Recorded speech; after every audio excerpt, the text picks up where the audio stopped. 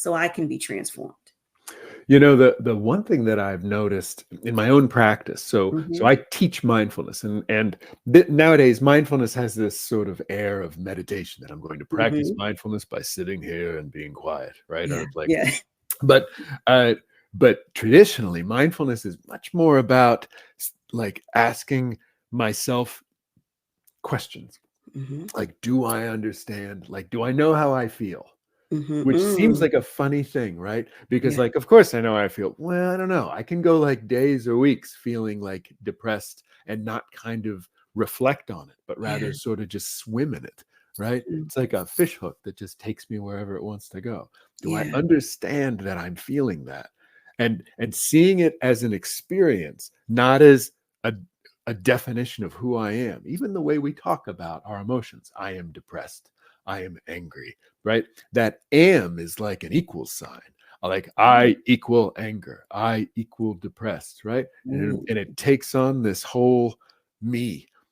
What if I can start to see it as I experience anger? I am experiencing depression. It doesn't own me. It doesn't define me. And then to start ask questions about it. Do I understand where that's coming from? Yeah. Do I understand the thoughts within me that are generating that? And more than that, do I understand the beliefs I have about myself and the world and what it means to be a good person or what it means to be a bad person, whatever those things are that's generating that thought? And most powerfully, is there another belief I have that is every bit as true as the first one that generated thoughts that led to emotions that were difficult, but that leads to different thoughts about different meaning I have about myself and life, and therefore maybe a different feeling about it? It might not be a pleasant feeling, right? Like, for instance, if I lose somebody important to me, like life is asking me to grieve, which is not pleasant, right? Right. But the moment I start to, in my grieving, pile on top of it things like, I didn't do what I should have done, I didn't say what I should have done, this is my fault, things like that, that's suffering that maybe I don't need. Maybe I can start to let go of that.